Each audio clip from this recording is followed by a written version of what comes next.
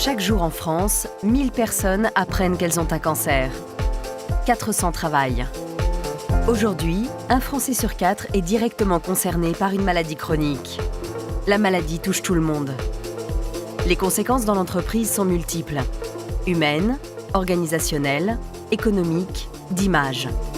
Aujourd'hui, cancer et maladie chronique sont synonymes d'isolement, de difficultés, de performances dégradées, de coûts pour les personnes, pour l'entreprise, pour la société. Il est temps de changer cela et d'apprendre à travailler avec des malades plutôt que comme des malades. C'est autour de cette conviction que naît Cancer at Work.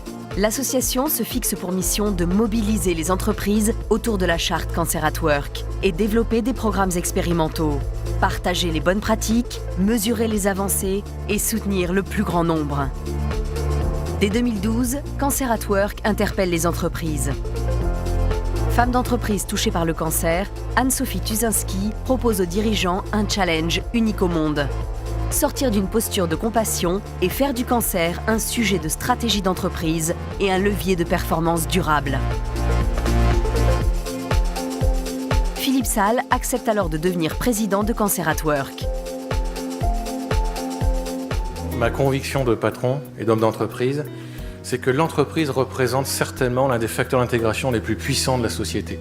L'entreprise peut et doit jouer un rôle social et faire cesser les préjugés sur lesquels parfois elle fixe son organisation.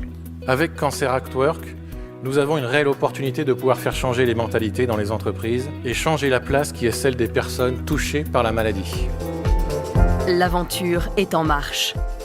En 2013, Cancer at Work lance une enquête inédite auprès des actifs et les interroge sur leurs attentes. 3/4 des salariés pensent que parler du cancer en entreprise est tabou. Et plus de 2/3 d'entre eux attendent que leur entreprise joue un rôle actif sur ce sujet. Cancer at Work développe alors un programme expérimental pour accompagner les entreprises. Le programme Pionnier. Altran, AXA, Elior, Novartis, Roche et SNCF s'engagent dans ce programme et deviennent ainsi les 6 premières entreprises au monde à adresser le sujet du cancer pour leurs propres salariés.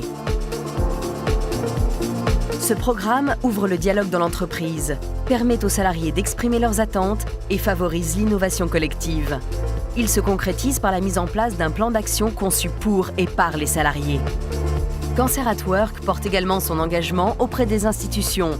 Et Anne-Sophie Tuzinski participe au lancement du plan cancer 2014-2019, qui fait de l'emploi des personnes touchées par le cancer une priorité.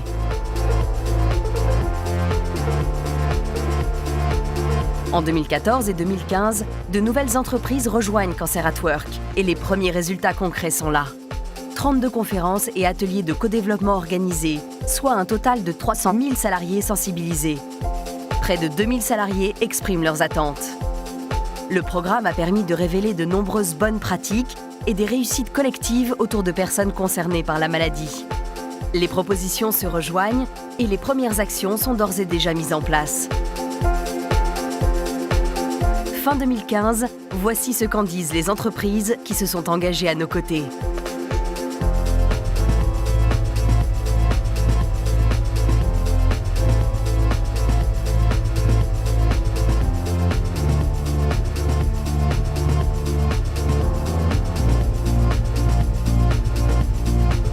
En 2016, nous poursuivons notre objectif.